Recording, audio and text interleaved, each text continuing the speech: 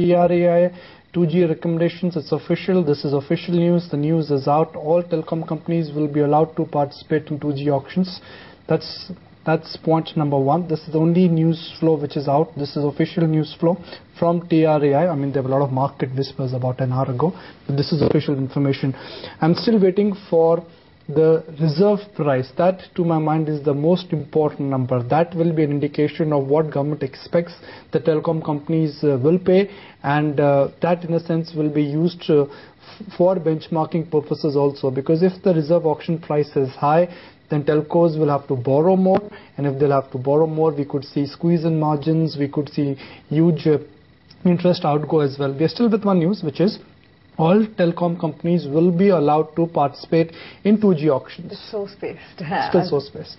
Yeah, I mean, we'll try and get a confirmation on that, but that's the reserve price that you were talking about, 3,500 crores coming in there. This is double. This is double of what happened in 2008. So which means that now we have a situation where 2008, where telecom companies, they were able to win 2G licenses at a floor price of 1,600 crore. Now 3,500 is the floor price, and of course bidding will happen on top of that. Now this is bad news if you're a telecom, if you are shareholder of a telecom company. Why is this bad news? For that, let's go to Gauri Dwivedi. Gauri, first flash is 3,500 is the floor price, and my first reaction was, who will pay 3,500? Well, the fact is this is a per megahertz price. So if you're really bidding for a 5 megahertz slot, that you have to add up and you have to multiply this by 5. So in that respect, this is definitely not cheap. It's a very expensive 2G auction that TRAI has recommended. The important thing to note is whether or not this will really, this is something that will have that many takers. Can the industry afford an expensive airwave auction after the 3G auction, in which it has still not recovered any money? The bad news is even worse for CDMA operator. There is just one pan-India CDMA operator wishing to participate in the auction, that is Sistema, which has lost all its licenses. And sources tell us that the pricing is expected to be even more steep for CDMA than for GSM, to ensure that, of course, it is something that given that there will only be one bidder, they will buy only at the reserve price. But nevertheless, it's going to be a very expensive auction for 5 megahertz of tech-neutral slots that TRAI was talking about. This is going to be pretty expensive as far as telecom companies are concerned. It could also mean that given the fact that there will only be 2 pan-India slots that will really be up for grabs, it will just mean a lot of cherry-picking as far as telcos are concerned.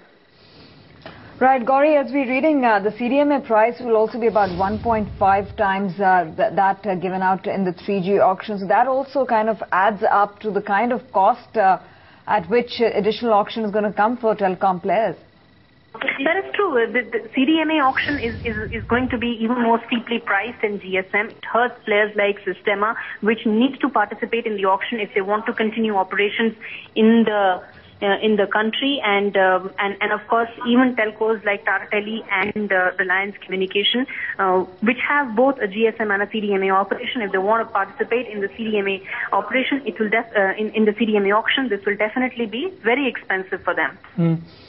Gauri, but what's the thinking which has prompted TRAI to fix such a strong floor price? This is not 2008 where 6 telecom players, they wanted to come to India. In fact, the headline is that in last 3 months 3 telecom players have decided to exit India. Telecom companies no longer enjoy pricing power. Revenue per minute has declined, and minutes of usage also, at least in the voice business, has declined. Because one big thing is in 2008 there was no 2G scam. In 2012 there has been a 2G scam, and the whole premise of which was a loss to the exchequer, and therefore crucial and scarce resources like airwaves should not be distributed free of charge, and telcos should be made to pay for it, which is exactly why TRAI has priced the spectrum so steeply, given the fact that there should not be any doubt that there won't be any loss to the exchequer. Whether or not it will break the back of the industry, of course, is a different question altogether. You rightly pointed out, revenues per minute are very low. Of course, there will be tariff hikes going forward if they want to continue to make money, and if they want to really participate in these auctions and pay steeply, they will of course have to find alternative avenues to really boost revenues.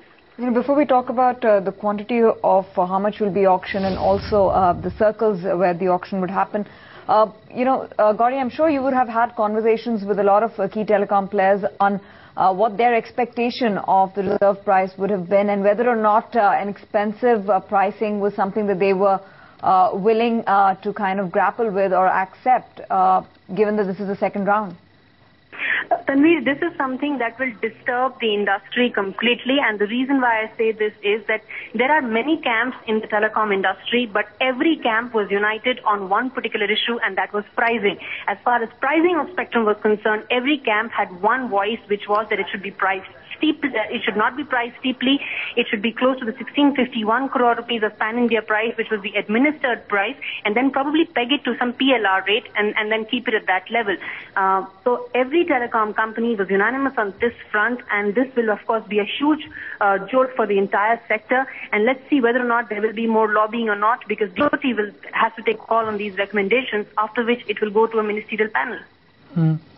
Gauri, if the objective of TRAI was to make life easy for customers, given the way reserve auction prices have been fixed, it's a strong probability that prices or rates in the system now will only appreciate. Absolutely, tariff hikes are something that will happen. Idea did so about a month back. There was a hike that happened in certain circles. It will be followed by Airtel and Vodafone as well. Tariff hikes will happen. It also means that data prices could also go up, given the fact that 3G is again something in which telecom companies are yet to make money.